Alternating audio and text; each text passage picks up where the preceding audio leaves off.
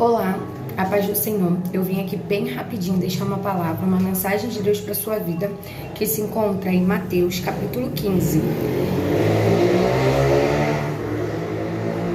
Enfim, ensino sobre a pureza interior. Capítulo 15, versículo 1. Então alguns fariseus e mestres da lei chegaram de Jerusalém para ver Jesus e lhe perguntaram: por que seus discípulos desobedecem à tradição dos líderes religiosos? Eles não respeitam a cerimônia de lavar as mãos antes de comer?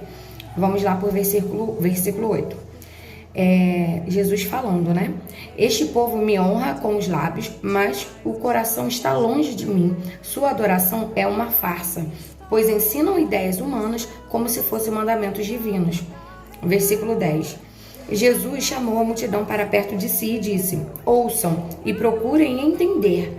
Não é o que entra pela boca que os contamina. Vocês se contaminam com as palavras que saem dela. Então os discípulos vieram e perguntaram: o Senhor sabe que ofendeu os fariseus com isso que acabou de dizer? Jesus respondeu: toda planta que meu Pai Celestial não plantou será arrancada pela raiz. Portanto, não façam caso deles.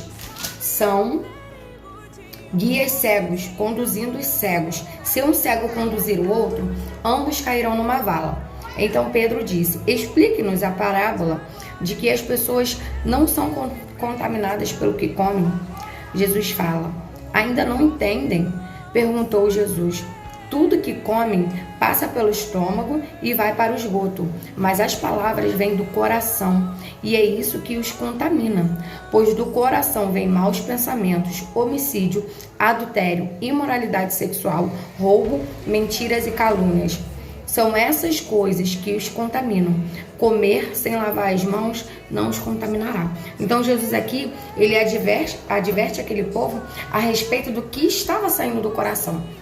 Os fariseus e aqueles que diziam seguir a lei à risca, eles estavam tão preocupados com outras coisas que eles se esqueceram de cuidar do seu coração. E eu venho aqui agora, através dessa mensagem, estou tentando, né? Porque as pessoas não estão deixando. Através dessa mensagem, perguntar: o que está saindo do seu coração? Você está como os fariseus, preocupado em julgar quem está fazendo certo ou errado, ou você está alimentando bem o seu coração? O que tem saído da sua boca? Jesus, ele não se preocupou com o fariseu, sabe por quê? Porque Jesus estava ali para fazer a vontade do Pai.